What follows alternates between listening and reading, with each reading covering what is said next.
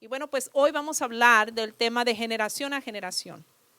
Qué importante es que entendamos que Dios es un Dios de generaciones, que Dios es un Dios que su intención era que todas las generaciones nos involucráramos unas con las otras para alcanzar todo nuestro potencial. Y la Biblia hay muchas ocasiones en el que Dios habla directa o indirectamente sobre este tema, y podríamos haber escogido múltiples pasajes, pero escogí el día de hoy el Salmo 71, versículo 18 al 19. Es un salmo que el rey David escribió en sus años probablemente de vejez, y lo escribí porque a veces pensamos que ya esa etapa de la vida, ¿verdad?, no hay mucho que ofrecer, y créame que hay bastante. Vamos a ver Salmo 71, versículo 18 al 19. Dice: oh Dios, tú me has enseñado desde mi tierna infancia, y yo siempre les cuento a los demás acerca de tus hechos maravillosos. Ahora que estoy viejo y canoso, no me abandones, oh Dios. Permíteme proclamar tu poder a esta nueva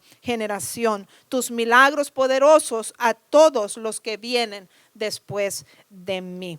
El deseo de Dios es que podamos, que todas las generaciones sean ministradas, que todas las generaciones tengan un encuentro con Jesús, que tengan conocimiento del Señor. Ese es el deseo de Dios. El Salmo 145, versículo 4 nos lo corrobora. Dice: generación a generación celebrará tus obras y anunciará tus poderosos hechos. Es el deseo de Dios que cada generación celebre su nombre, que cada generación celebre sus obras, anuncie sus poderosos hechos. Es el deseo de Dios que cada generación tenga un encuentro personal con Él. Y David abrazó el deseo de Dios y lo expresa en este Salmo 71, que bien lo pudiéramos leer todo, hágalo en su propio tiempo, pero vamos a escoger algunos de los versículos para mencionarlos el día de hoy. Y David abrazó tanto el deseo de Dios que escribe este Salmo y da a conocer su preocupación porque cada generación pues conozca a Dios. Muchas veces pensamos, como dije, que en la vejez ya es la última etapa de nuestras vidas, ya no hay mucho que ofrecer, ¿verdad? Como que los mejores días han pasado, pero perdón, me encanta el optimismo de una mujer llamada Jean Calment, que en su momento era la mujer más longeva o de mayor edad de su época. 120 años de edad tenía esta mujer. Era el ser humano vivo de más edad en aquel entonces, de el cual se podía confirmar su fecha de nacimiento, y se le hizo una entrevista por su edad muy longeva, y entre lo que le preguntaron, le dijeron que describiera su futuro. Dice: ¿cómo pudiera describir usted su futuro? ¿Cuál es su visión del futuro? Y su respuesta fue: será muy breve. ¿Verdad?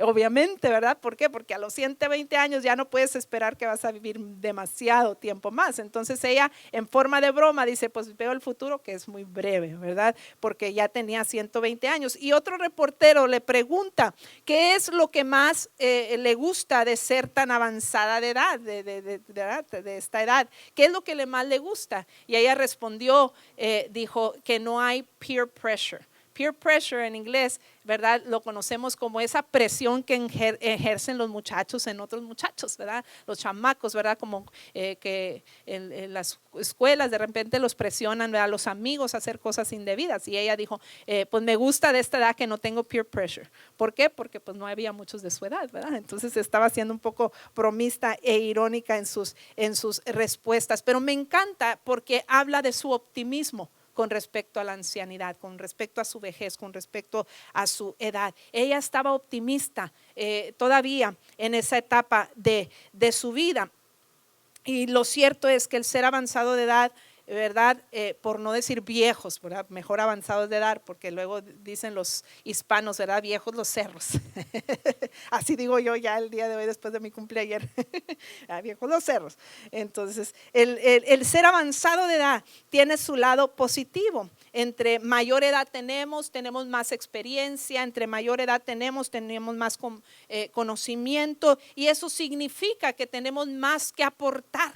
Tenemos una riqueza de experiencias vividas que podemos aportar a otros que son más jóvenes. pero todo depende de nosotros, la actitud que nosotros tomemos al respecto. El salmista en el Salmo 92, el versículo 14 dice: incluso en la vejez aún producirán fruto, seguirán verdes y llenos de vitalidad. Y esa es la actitud que debemos de tener todos, tanto jóvenes como personas mayores. La actitud de decir, ¿sabes qué? En todas las etapas de mi vida, en todas las edades, que haya vitalidad. Saber que Dios dice que podemos dar fruto, que podemos producir fruto, que podemos seguir verdes, llenos de vitalidad. Y cuando habla de verdes, porque habla, ¿verdad? El Salmo, habla también ese Salmo de ser plantados, ¿verdad? Junto a las corrientes de agua para dar florecer como las palmeras. Entonces ese es ese salmo que habla de todo eso. Entonces da la idea de seguir verdes en todas las etapas de nuestras vidas, de seguir. Cuando una planta está verde, produce fruto, puede bendecir a muchos, ¿verdad? Entonces esa es la idea que Dios nos da con respecto a las generaciones, que no importa la edad que tengas, no importa de qué generación seas, podemos enriquecernos los unos a los otros. Así es que viejos o jóvenes, lo importante es hacer conciencia sobre dejar un legado a otros, impactar la vida de otros, asegurarse antes de que pases. Asegurarse antes de que pases. Ay, ¿a qué se refiere, pastora? Pues sí, antes de que pases de esta vida, como decimos, a mejor vida. Antes de que pases, before you pass, ¿verdad? Que pases algo valioso a la próxima generación, que dejes un legado. Y no me refiero a terrenos, casas, carros, cuentas bancarias que al final de cuentas salen a veces contraproducentes, porque luego se andan peleando las familias por ello y ni se hablan, ¿verdad? A veces los hermanos por ello. No, me refiero a un legado espiritual, a una riqueza espiritual, a un tesoro espiritual, porque créanme, si usted les deja un legado espiritual, si les llega a dejar terreno o cuenta bancaria, no se van a andar peleando por ello, porque dejó lo más importante: valores espirituales, principios espirituales, un legado espiritual que es lo más importante. Mire la exhortación que Dios nos da en Deuteronomio con respecto a esto, capítulo 6, versículos 6 al 11, dice: debes comprometerte.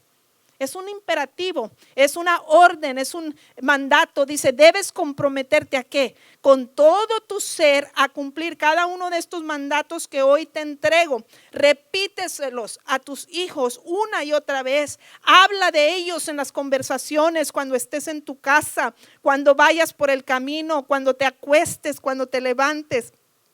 Átalos a tus manos y llévalos sobre la frente como un recordatorio. Escríbelos en los marcos de la entrada de tu casa y sobre las puertas de la ciudad. El Señor tu Dios pronto te establecerá. O sea, si haces esto, la consecuencia es esta. O sea, si sigues mis mandatos y aparte los enseñas a otras generaciones, entonces esto es lo que va a suceder. Dice: el Señor tu Dios pronto te establecerá en la tierra que juró darte cuando hizo un pacto con tus antepasados, Abraham, Isaac y Jacob. Dice: yo les prometí algo, y si tú te encargas de hacer tu tarea, de ser intencional en compartir la fe con las otras generaciones, tanto tú como las otras generaciones van a ser bendecidas, porque aquí habla de múltiples generaciones: Abraham, Isaac y Jacob. Dice: lo que yo juré a ellos te lo voy a dar a ti. Y luego dice: es una tierra con ciudades grandes y prósperas que tú no edificaste. Encontrarás las casas muy bien abastecidas con bienes que tú no produjiste. Sacarás agua de cisternas que tú no cavaste, y comerás de viñedos y olivares que tú no plantaste, cuando hayas comido en esta tierra hasta saciarte. Fíjese nada más. Habla de una bendición que cuando nosotros compartimos la fe, los mandatos bíblicos, es lo que empieza diciendo estos versículos. Cuando tú te comprometes a hacer esto, entonces habrá bendición para múltiples generaciones. Recuerde que la Biblia dice que la maldición se puede transmitir hasta 3 y 4 generaciones, pero la bendición, dice la Biblia, puede alcanzar hasta 1000 generaciones. Y aquí dice: tus hijos y los hijos de tus hijos y los nietos y los bisnietos y tataranietos, dice, van a cosechar cosas que ellos no plantaron. Van a disfrutar de cosas que ellos no hicieron. Yo le puedo decir de primera mano que yo reconozco en mi vida que yo cosecho muchas cosas todavía el día de hoy a causa de lo que mis padres sembraron en mí. Ni siquiera por mi propia siembra, sino por lo que mis padres sembraron en mí. Simplemente el ministerio se nos dio más fácil. ¿Por qué? Porque había unos padres que estuvieron en el ministerio primero y que nos sembraron eso a nosotros. Y pudimos empezar, quizás en vez de empezar desde mero abajo, empezamos un poquito más arriba para alcanzar más en la vida. Porque alguien se preocupó por transmitir la fe intencionalmente, por dejar un legado espiritual a la próxima generación. Si de que lo hagamos o no lo hagamos, de transmitir la fe, de ello depende la bendición o no de las próximas generaciones. De lo que yo pueda hacer puede depender el fracaso o el éxito de las próximas generaciones. Por eso es tan importante acatar esto de generación en generación, poder, ¿verdad?, enriquecernos espiritualmente. No hay nada más valioso que transmitir las verdades espirituales a otras generaciones. ¿Por qué? ¿Por qué es tan importante que lo hagamos? Primero, porque la vida es breve. La vida es breve. Tenemos que ser realistas. No estamos en este mundo para siempre. No estaremos en este mundo para siempre. Somos seres mortales y tarde que temprano pasaremos, como decimos, a mejor vida. Hay una realidad y es que la vida es breve. Job 14, versículo 1 y 2 lo describe de esta manera. Qué frágil es el ser humano, qué breve es la vida, tan llena de dificultades. Brotamos como una flor y después nos marchitamos. Desaparecemos como una sombra pasajera. Como la flor que aparece y luego se marchita enseguida. Así es la vida. Hoy estamos, mañana nos desaparecemos. Dice, es como la sombra. La sombra puede estar un rato mientras le pegue el sol y luego ya se desvanece en el mismo día. Dice Santiago 4:14, ¿cómo saben que será de su vida el día? ¿Cómo saben que será de su vida el día de mañana? La vida de ustedes es como neblina del amanecer, aparece un rato y luego se esfuma. También la neblina no dura todo el día, dura solamente un pequeño periodo. Y así es la vida. Hoy somos, mañana no sabemos. Y aún cuando nos cuidemos mucho y diga yo soy muy saludable, hago ejercicio, ¿verdad? Llevo una vida saludable y aún cuando lo hagamos no podemos asegurar que tengamos que una vida longeva, que vayamos a vivir muchos años. No es garantía. Mi madre, por ejemplo, ella era muy sana. Y yo en mi ignorancia pensaba que a lo mejor papá se nos iba a ir primero algún día, ¿verdad? No que estaba deseándole la muerte, sino que algún día, porque papá era más enfermizo que mi mamá. Y mamá siempre estaba muy saludable, siempre. Iba y se hacía análisis y siempre salía, le decían, no, anda como de quinceañera. Y de la noche a la mañana le diagnosticaron, sin tener síntomas, le diagnosticaron cáncer en etapa terminal. Y un diagnóstico en diciembre, a mediados de diciembre y a mediados de abril, mi mamá ya estaba en la presencia del Señor. 4 meses después ya estaba en la presencia del Señor. Porque hoy somos y mañana no sabemos. Recuerdo que mamá le preguntó al oncólogo, le preguntó, ¿y a qué cree que se debe que me dio este cáncer? Porque ella le dio un cáncer muy raro en el hígado, no es común, no es como el hepatitis ni cirrosis, sino es otro tipo de cáncer. Entonces dijo, ¿a qué se debe? Dijo, pues nunca en mi vida he tomado, nunca, no tomaba medicamentos porque no padecía nada. Entonces, y dijo, no señora, dijo, hay gente que fuma mucho y no le da cáncer de pulmón, y hay gente que no fuma y le da cáncer de pulmón. Dijo, no sabemos, dijo, quisiera poder decirle, pero no sabemos porque a algunos le toca así y a unos les toca que no. Entonces, hoy somos y mañana no sabemos. Hoy estamos y mañana la vida es breve. Y el hecho que la vida es breve me dice a mí que solo tengo un periodo de tiempo aquí, tengo que aprovecharlo. Tengo que dejar mi huella, tengo que dejar mi marca, tengo que influenciar a otros positivamente, que me recuerden por haber dejado un legado espiritual en la vida de otros, porque la vida es breve, la vida es frágil. Mi mamá, como dije, pues ella pasó a la presencia de Dios, pero ella se fue sin sin lamentar nada, sin tener ningún remordimiento. Le puedo dar testimonio que la murió en mis brazos, dio su último suspiro en mis brazos. Uno de mis hermanos y yo somos los que estábamos ahí cuando ella dio su último suspiro, y mi mamá se fue tan en paz, tan tranquila, sin ningún remordimiento. Y sabe, porque ella procuró toda su vida, tenía la conciencia tranquila de que ella toda su vida se esforzó por influir en la vida de otros. Dejó un legado espiritual extraordinario, 5 hijos salvos, todos para la gloria de Dios, junto con nuestras familias. De los 5 hijos, 4 son pastores que están influyendo en muchas otras vidas. Cientos de vidas salvas bajo su ministerio y sus predicaciones y evangelismo personal, porque ella era mucho de tratar personalmente con la gente. Cientos de vidas impactadas por su consejo, porque era consejera cristiana, por su consejo, por su ejemplo de vida, por su testimonio.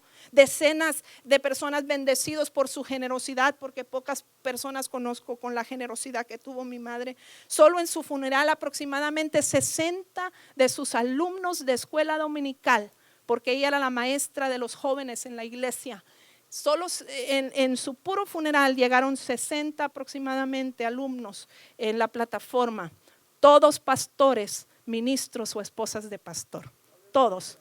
Y solo los que fueron esparramados por todo el país, siendo de bendición, porque recibieron un legado espiritual de una madre espiritual que se interesó lo suficiente en ellos para dejarles un legado.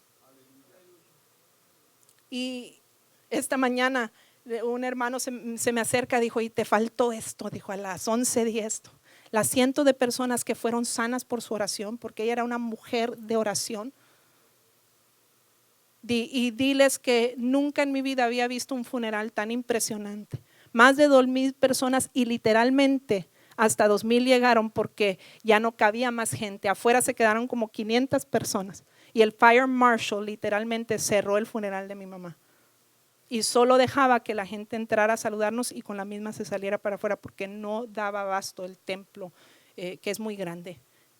Y nunca nadie más ha vuelto a llenar ese templo de esa manera, mi mamá en su funeral. Y sabe, mamá, ni siquiera era una persona que llamaba la atención.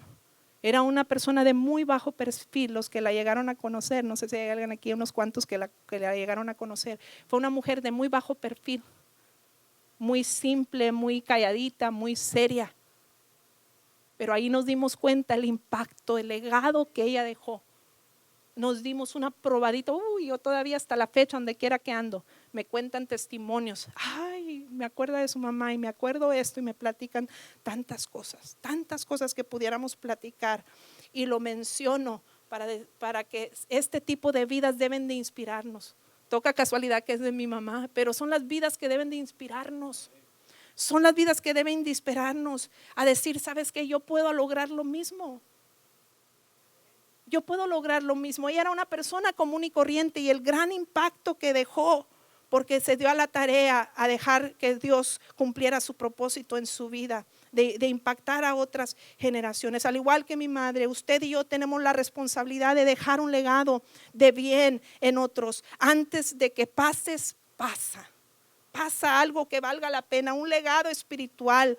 Dice Mateo 7:16, por sus frutos lo conocerán. Otra versión dice, puedes identificarlos por su fruto. Es decir, quieres ser conocido después de esta vida, quieres que tu identidad siga después de que pases, deja fruto espiritual, deja un legado espiritual. La vida es breve y solo tenemos un periodo de tiempo. No lo mal aproveches. Aprovecha bien el tiempo. La empresa Pontiac tiene muchos parques familiares. Uno de ellos se llama Dargan Park. Y ahí hay 3 estatuas de hierro. Una de ellas representa la juventud, otra representa la edad media y la tercera representa la ancianidad. Y la que representa la juventud dice la frase: como niños aprendemos buenos modales y como jóvenes aprendemos a controlar pasiones. Muy cierto. Y luego dice la que representa la media edad o la edad media, dice: en la edad media, sé justo.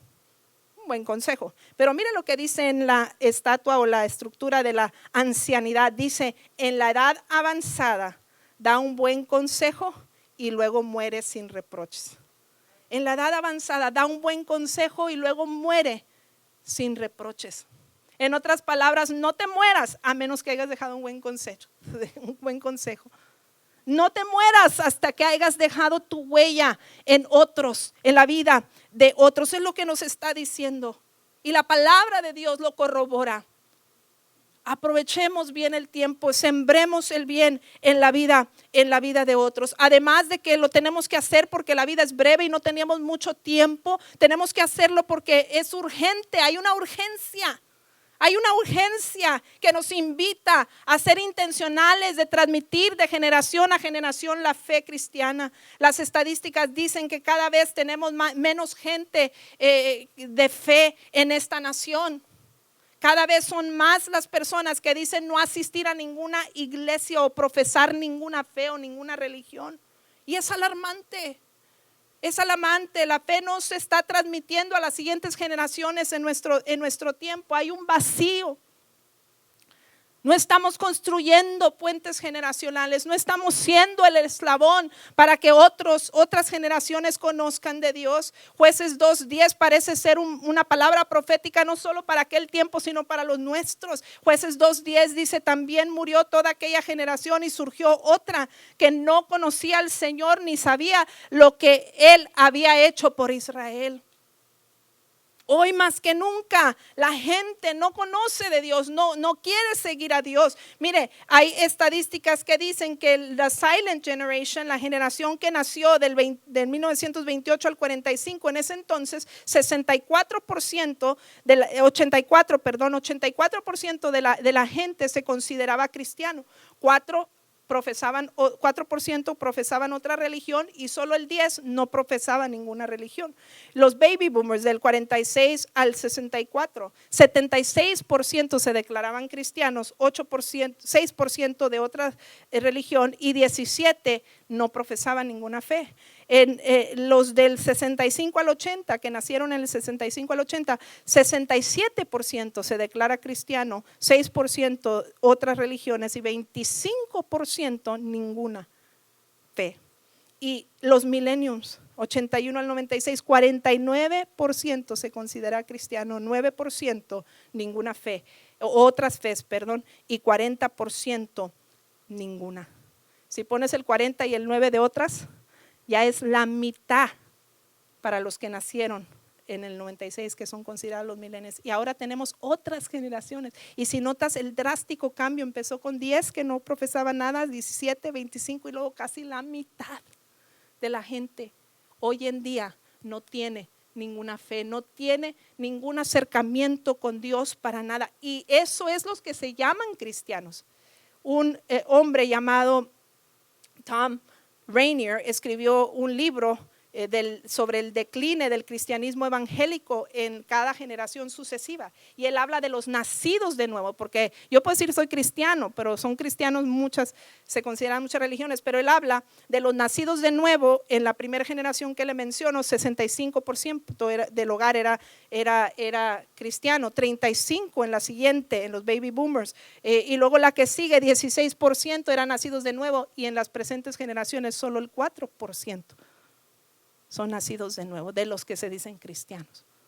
Fíjese que tienen una experiencia de salvación, no nomás son cristianos de nombre. Y ya tenemos nuevas generaciones después de estas estadísticas, y esas estadísticas van en declive. Estas estadísticas, amados hermanos, son alarmantes, pero no solamente deben de ser alarmantes, deben de ser impactantes. Es decir, que me alarmen tanto, que impacten mi corazón, que impacten mi vida y que me muevan a la compasión, a la misericordia, a ser intencionales, a compartir la fe con las otras generaciones generaciones, sean mayores que yo, sean menores, porque hay hijos que tienen que compartirle a los padres y a los abuelos y a los tíos porque no conocen de Dios, o a los compañeros de trabajo que son mayores que ustedes, y también hay gente mayor que tiene que compartirle a sus nietos, a sus bisnietos, a sus vecinos, a la gente que le rodea, sin límites de generación. Pero desafortunadamente hoy más que nunca vemos esos síntomas de la indiferencia, del pecado. Dice Mateo 24:12, abundará el pecado por todas partes y el amor de muchos se enfriará. Esto lo dice en el capítulo 24 de Mateo, que está hablando y enumerando señales del fin, señales de los últimos días. Y esta es una, que la gente será indiferente, que la gente no tendrá a Dios figurado en sus vidas, y en ninguna parte de su vida lo consideran. Y el pecado, no se diga, se ha multiplicado. Lo que antes era no era común, ahora lo vemos como común, y hay una frialdad.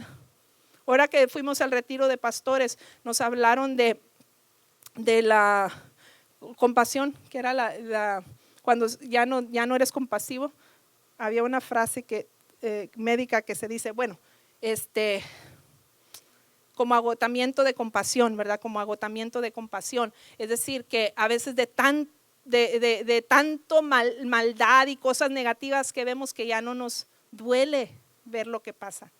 Ya nos hemos hecho insensibles al dolor humano, a las necesidades humanas, y hay un desgaste de compasión, ¿verdad? Donde tanto que hemos visto ya no nos preocupa el necesitado, ya no nos preocupa el desvalido, ya no nos preocupa el que anda en pecado, vagando sin Dios. Es triste. Por eso dice la Biblia, cuidado, ojo, que no seas una de estas, que el amor de muchos se va a enfriar. Tenemos que ser intencionales. Es un imperativo, es indispensable que busquemos maneras de intencionalmente envasar la fe a otras generaciones, dejando un legado espiritual. En los versículos que hoy mencionamos de David, de este Salmo 71, él habla, tú, oh Dios, me enseñaste desde mi juventud, y la Nueva Traducción Viviente dice, desde mi infancia. Habla del pasado, pero también habla del presente. Dice, y aún hoy anuncio todos tus prodigios. Y habla del futuro, aun cuando sea yo anciano y peine canas, no me abandones. Habla de cuando él era niño, cuando era joven. Habla de su edad media y habla de su ancianidad. Nos habla de todos los tiempos. Es decir, David se preocupó que desde su temprana edad compartir su fe, en la edad media compartir su fe, en la vejez compartir su fe. Porque a veces llegamos a la vejez y decimos, no, yo ya hice mucho por Dios, ahora que hagan otros. Hello, ¿verdad? No. O el joven dice, no, ya después, ya cuando me dé gusto en mi juventud, entonces después sirvo a Dios, después me preocupo por esas cosas, y después puede ser demasiado tarde. Es en todas las etapas de la vida que debemos procurar servir a Dios y ser intencionales en pasar un legado espiritual a otras generaciones. El salmista se preocupaba por en cada etapa de su vida poder que no quedara nadie. Incluso le dice a Dios, no me abandones. Es decir, en este tiempo de vejez quiero vivir más. Sigue cuidándome, sigue sosteniéndome, porque entre más yo vivo, más personas puedo impactar. Más personas puedo impactar. Incluso dice, generaciones que vendrán después de mí. Generaciones que vendrán después de mí. Entonces, note esa etapa de diferencia de la vida para entender que no es tarea de unos sí, unos no, es de todos, y todas las generaciones puedan tener un encuentro personal con Jesús. Y el hecho de que David habla de estas etapas, encuentro estas lecciones, que nunca se es demasiado joven para compartir. Dice que él lo hacía desde que estaba infante, de su infancia y desde juventud, según las dos versiones. Unos dice infancia y otros dice juventud. Tiene que haber sido a muy temprana edad. Él se preocupó, y nunca se es demasiado joven para servir a Dios, y más aún compartir la fe cristiana a otros, ¿verdad? Es más, los jóvenes están en la mejor posición para empezar desde hoy. a sembrar y van a tener mayor fruto de su siembra. Invertir intencionalmente en la próxima generación o gente de mi generación. El futuro de nuestros hijos mañana, tú que no estás casado, que estás soltero, que estás soltera. Lo que hagas hoy puede implicar éxito o fracaso de tus hijos el día de mañana, de los hijos de tus hijos. Desde hoy podemos empezar a hacer algo intencional. Y no solo nuestros hijos, ¿verdad? Siempre va a haber alguien más joven que nosotros, ¿sí o no? Por muy joven que yo sea, como dijo el pastor, cumplí 25. Por muy joven que yo sea, siempre va a haber alguien más joven que yo. Siempre va a haber alguien más joven que tú, joven o señorita. Siempre va a haber alguien. Habrá alguien a quien tú puedes influenciar positivamente. Y hoy en día ya no se trata nada más de los más jóvenes, sino entre generaciones. Yo puedo influenciar en la vida de un mayor que yo también. Yo recuerdo cuando iba a tener mi primera hija, Areli, que allá está arriba en los controles de la Miria. Areli, ustedes la conocen, la han escuchado predicar, es una sierva de Dios, verdad que sirve aquí tiempo completo en la iglesia junto con su esposo, pero sabe esa hija que ahora es una sierva de Dios, que fue a la universidad y se graduó del ministerio y que está haciendo su maestría y que ya nos bendice aquí en la congregación y donde quiera que la invitan, es de grande bendición. Pues esa hija, cuando yo la tenía en mi vientre de mi cuerpo, en mi vientre, yo le leía la Biblia y muchos me juzgaban de loca. Esta hermana está loca, pues le está leyendo la Biblia.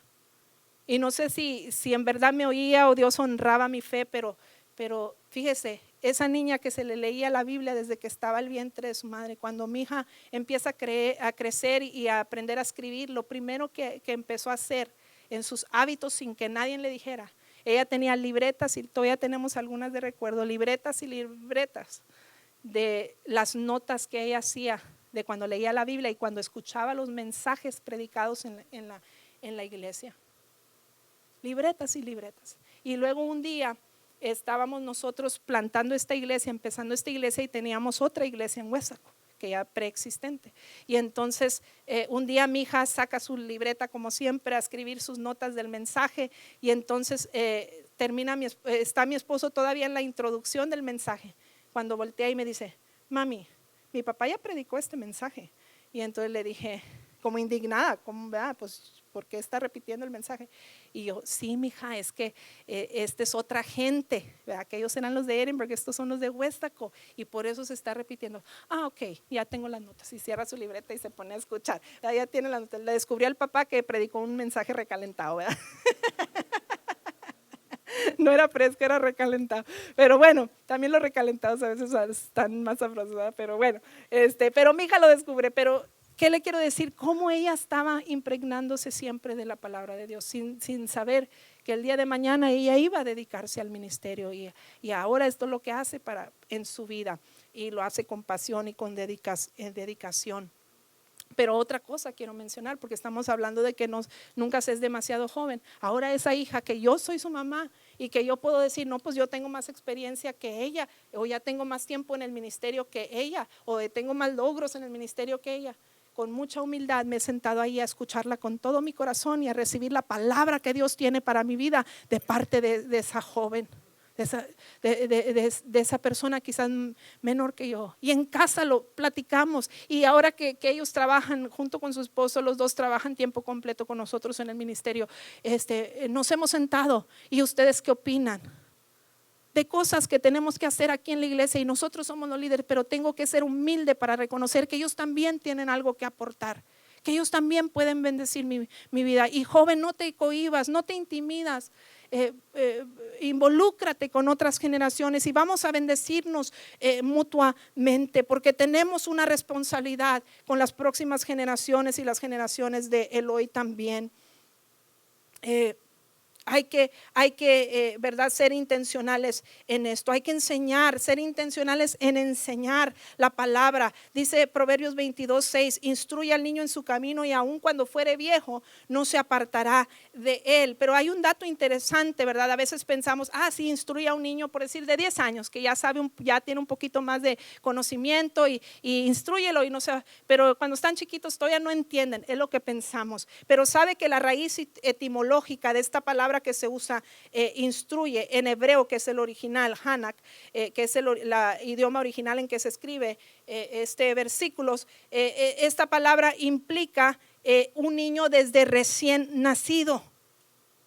Desde recién nacido. Entonces, en otras palabras, la responsabilidad de compartir a las nuevas generaciones o a otras generaciones no es cuando ya tienen 10 años, desde pequeñitos. Entonces no estaba tan descabellada la hermana Saraí cuando le estaba leyendo la Biblia a su hija en el vientre. Y no estaba tan descabellada cuando a los 5 meses ya tenía 5. Areli fue una bebé poquito flojita, y no me había dado ni una patadita ni un nada. Y estaba yo algo preocupada, y un día donde la gloria de Dios descendió en un servicio, creímos mi esposo y en fe que Dios iba a tocar a mi hija en mi vientre, y oramos por ella, y empezó a saltar y a dar patadas, y hey, contrólate, no tanto. Se me pasó la mano. Pero desde recién nacidos implica esta palabra. Pero otro dato interesante es que esa misma palabra en el original hebreo, en el Antiguo Testamento, también se usa en varias ocasiones para referirse a hijos mayores. Entonces, en otras palabras, desde recién nacidos hasta que se mueren, ¿verdad? Tenemos una responsabilidad con nuestros hijos y con la gente que nos rodea, que Dios pone a nuestro alcance para bendecir, para ministrar a otras generaciones. Es una responsabilidad perpetua. Tampoco acaba cuando ya se te casan los hijos y se van. Es cierto, no queremos terceros que anden causando problemas en el matrimonio, pero tus oraciones siguen, tus consejos pueden seguir, tú puedes seguir influenciando con una herencia espiritual sobre sus vidas. No termina, es una responsabilidad perpetua. Hay que acatar esta responsabilidad.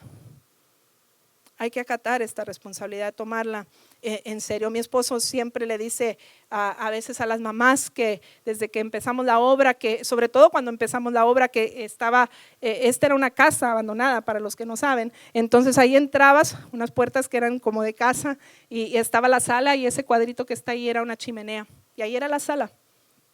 Y ahí predicábamos enfrente de la chimenea. Entonces era bien chiquito el área para hacer una área de congregación, de templo.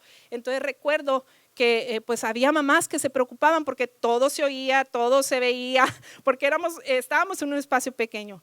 Y mamás jóvenes que tenían niños, bebitos, ¿verdad? Toddlers, pequeñitos que empezaban a caminar o que estaban pequeños y andaban para allá y para acá, y a veces se desanimaban de venir porque les daba pena que los niños andaban para allá y para acá.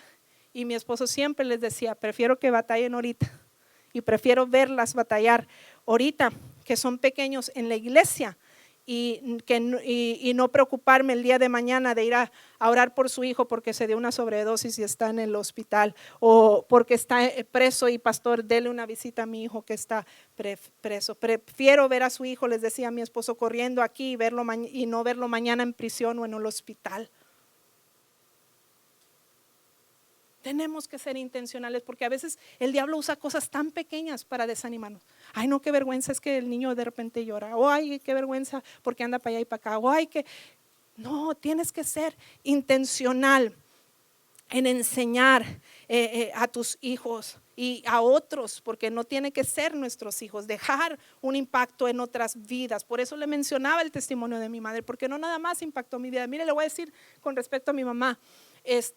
Cuando en el funeral de mi mamá, le digo con toda sinceridad, nosotros estábamos bien confortados y bien fortalecidos, y los que lloraban lágrimas era tanta gente que mamá había impactado su vida y que ellos sufrían su pérdida incluso más que nosotros, y venían a darnos el abrazo de condolencias, ¿verdad?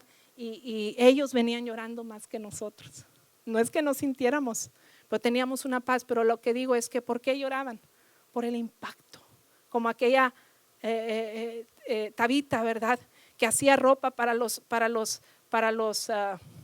pobres, ¿verdad? Para los necesitados. Y que cuando muere, ellos ruegan a Dios y lloran y le piden a Pedro, ven y ora. Y el Señor la vuelve a la vida por el clamor de esa gente que ella había impactado. Que tú y yo podamos causar ese tipo de impacto en otros, sean menores, sean mayores. Ahora, una cosa que podemos, que pueden, es los jóvenes, es aprender de los mayores. Aprender de los mayores. Si es cierto, a lo mejor son de otra época o son de otra etapa, pero no significa que no puedan transmitirnos algo. Hay cosas que se mantienen contemporáneas, que no cambian. Muchas de las problemáticas humanas son desde el inicio de la creación, no son nada nuevo.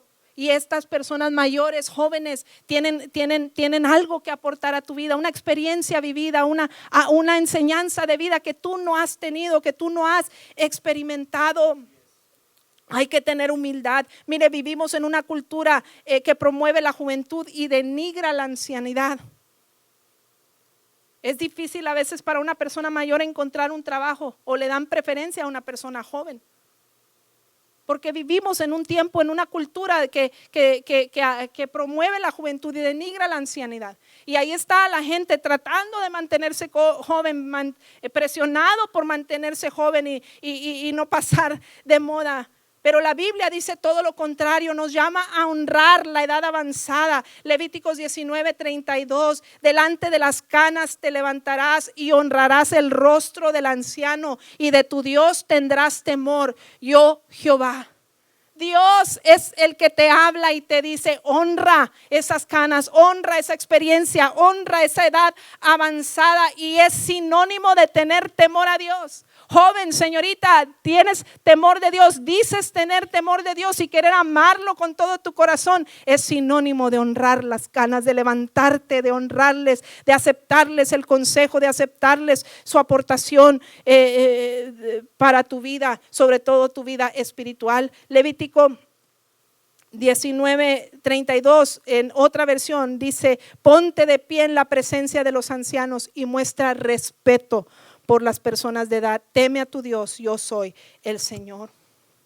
En las escrituras hay un salmo este salmo se conoce, el Salmo 71 que estamos viendo, se conoce como el Salmo del anciano.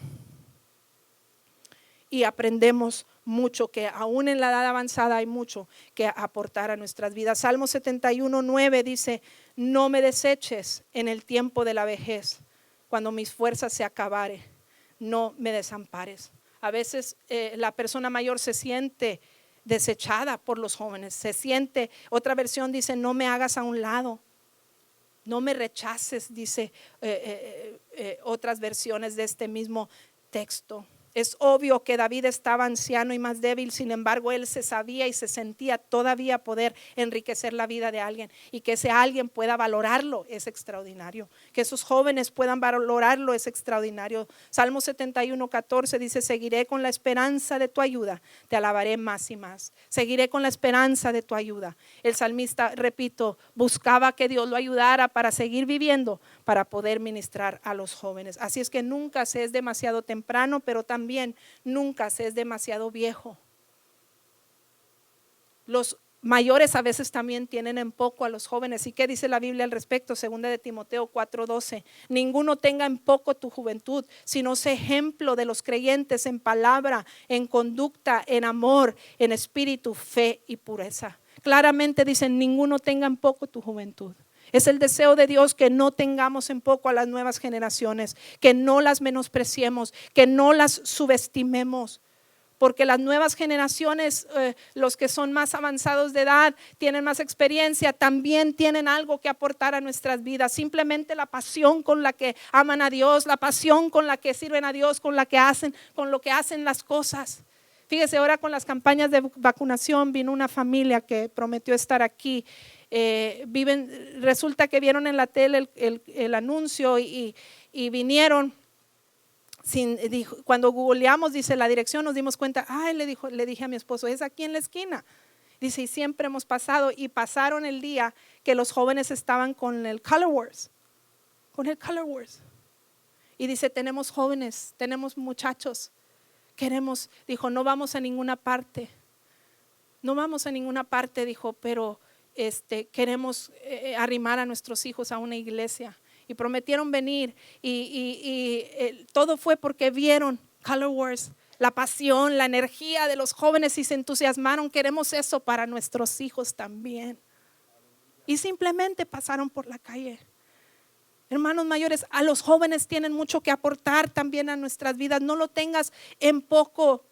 Una de las cosas que puedes hacer es que si ves, en todo caso, si ves que le falta experiencia, si ves que tienen debilidades, que carecen en alguna área de sus vidas, conviértete en su mentor.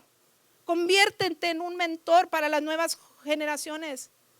Ponte en posición cerca de ellos, acércate a ellos y sírveles de ejemplo. Que les puedas dar un ejemplo de vida digno de seguir. Que podamos decir, mírenme a mí, como decía Pablo, imítenme a mí porque yo imito a Cristo, yo soy imitador de Cristo. Que te puedas poner en esa posición.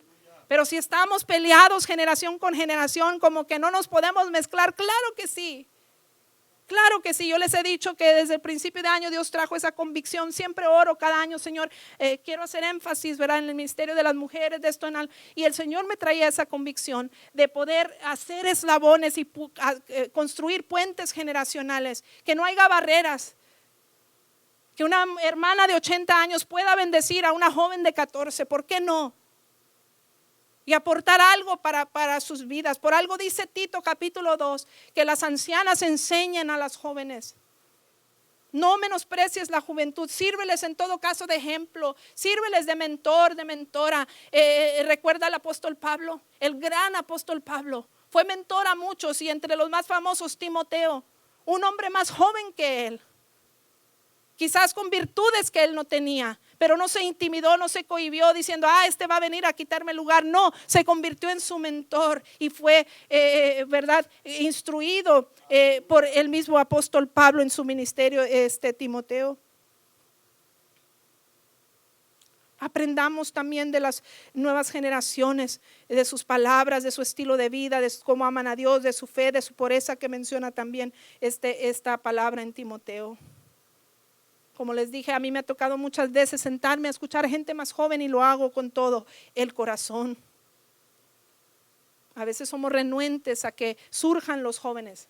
Mire, yo cuando empezamos la obra, y los que empezaron con nosotros recordarán, daba clases, enseñaba a niños, enseñaba a jóvenes, dirigía la alabanza. Éramos mil usos, ¿verdad? Hacíamos de todo un poco. Y ahora me dicen, pastora, ¿y por qué ya no canta? Y le digo, pues porque hay gente que lo hace mejor que yo. Y porque hay gente más joven con más energía que yo y me siento menos, no, me siento que me quitaron la posición, no, me siento que cumplí mi tarea, que dejé una marca para que otros sigan, que aunque yo no esté, y que si un día paso dejamos algo para inspirar a otras vidas. No sea renuente a que los jóvenes surjan. Nosotros somos limitados, no lo podremos hacer, y esos jóvenes el día de mañana tendrás que voltear y ver quién me está siguiendo, a quién estoy mentoreando. Yo recuerdo que el hermano Johnny mentoreó a Joey para que en la batería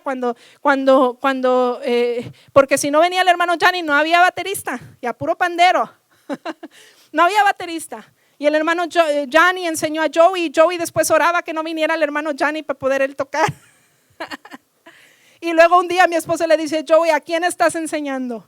Y surgen otros como Josué, y surge Avi. Y ahora mi esposo le está diciendo a Josué, nuestro hijo, ¿y a quiénes vas a entrenar tú? ¿Y a quién vas a seguir tus pasos? Porque necesitamos ser intencionales en transmitir de generación a generación la fe. Sin barreras, sin límites. Recuerda Caleb en la Biblia, siendo un anciano de 85 años, todavía seguía conquistando. ¿Y cómo lo hacía? Echando mano de jóvenes. Mire lo que dice Josué 15:15. De allí subió para atacar a los habitantes de Debir, ciudad que antes se llamaba Kiriat Sefer, y dijo, le daré mi hija Axa como esposa al hombre que ataque y conquiste la ciudad de Kiriat Sefer. Entonces Otoniel, hijo de Kenaz y sobrino de Caleb, capturó Kiriat Sefer y se casó con Axa. A los 85 años, sí, Caleb era un gran conquistador, y a los 85 años podría decir, no, pues ya no puede conquistar nada, pero ¿qué hizo? Echó mano de jóvenes,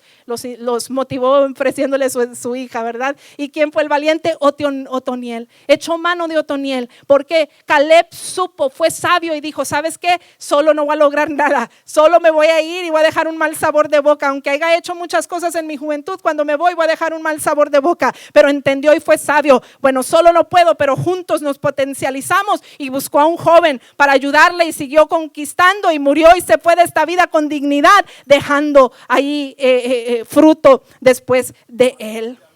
Deja un legado de fe a las nuevas generaciones. Compárteles tus experiencias. Sé intencional.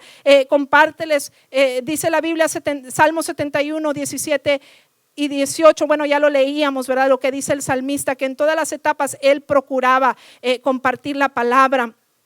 Y ser testigos a otros. Un testigo es alguien que comparte lo que ha vivido, que comparte su vida, sus experiencias de vida importante. Bueno, tú y yo tenemos que ser esos testigos. La Biblia dice que seamos testigos en Jerusalén, en Judea, en Samaria y hasta lo último de la tierra. En casa empieza primero. Sé intencional. Compártele tu fe a tus hijos. Recuerdo, les he compartido algún testimonio en alguna ocasión de una amiga mía, gran cantante y ministro de la palabra del Señor. Y entonces un día después ella se congregaba en la iglesia de mi papá y yo ya no estaba ahí, ya estábamos pastoreando nosotros, y un día me invita mi papá a predicar y entonces voy, y entonces esta amiga está ahí en la congregación y está con su hija adolescente, y entonces predico, y al final de predicar sentía ser llamado a salvación.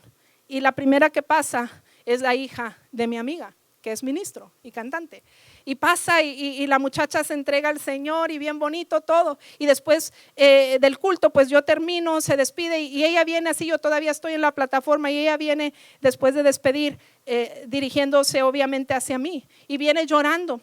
Pero de esas veces que dices, bueno, ¿está llorando de contento o de tristeza? Porque dije, a lo mejor llora de contento por su hija que se salvó, pero yo la miraba como un llanto más de tristeza. Y entonces se acerca y le dije, ¿por qué lloras? Y dijo, lloro porque tantos años yo predicando y ministrando, y dijo, y no sabía que mi hija no era salva. Dijo, compartiendo el mensaje de salvación a otros, y no sabía en mi propia casa si mis hijos ya habían entregado su vida a Cristo o no. Yo me acuerdo cuando a Areli le preguntamos, si ya recibiste a Jesús en tu corazón. Y dice, pela los ojos así de asustada. Así dice, ¿ya tienes a Cristo? Sí, mija, ya tienes a Cristo en tu corazón. Y está asustadísima, pálida. Y dice, ay, no, me lo va a reventar, dice, porque acabamos de tener un VBS, tenía 3 años, y acabamos de tener un VBS donde el tema era God is big, ¿verdad? Y luego cantábamos un canto, God is big, so big, y le hacíamos de que Dios era tan grande. Y remember, Carmen, that big, God is so big, y le hacíamos con las manos así a los niños de que Dios era enorme. Entonces ella tenía bien literal que Dios era grande, y cómo iba a caber en su corazón, se lo iba a reventar. ¿Qué me está pidiendo mi papá? Que Dios entre a mi corazón. Pero tenemos que ser intencionales, y a su nivel le explicamos, ¿verdad?, la importancia de recibir a Jesús en su corazón. Tenemos que ser intencionales en esto. Y bueno, puedo seguir hablando ahí al respecto, pero pasen los músicos. Dice el Salmo 78, versículo 4 y 7. No les ocultaremos estas verdades a nuestros hijos, a la próxima generación. A la próxima generación contaremos de las gloriosas obras del Señor, de su poder y de sus imponentes maravillas. De modo que cada generación volviera a poner su esperanza en Dios y no olvidara sus gloriosos milagros, sino que obedeciera sus mandamientos.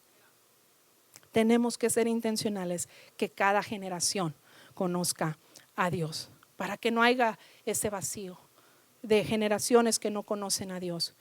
¿Cómo lo vas a hacer? Comparte la palabra, ten un altar familiar, tengan una aplicación de la Biblia para que compartan un devocional en familia.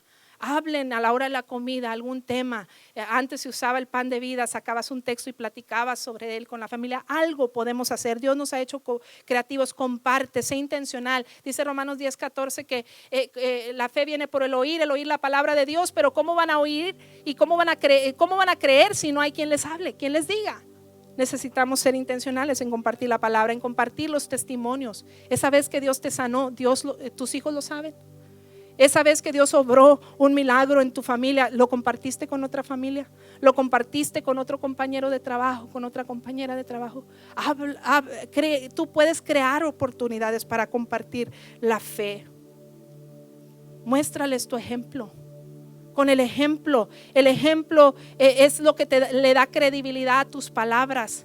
Yo les decía, nosotros tuvimos padres pastores y tengo conocidos que son hijos de pastores que no sirven a Dios. ¿Por qué? Porque papá y mamá eran uno en el púlpito y otro en la casa y no tuvieron un buen ejemplo, aunque eran ministros sus padres.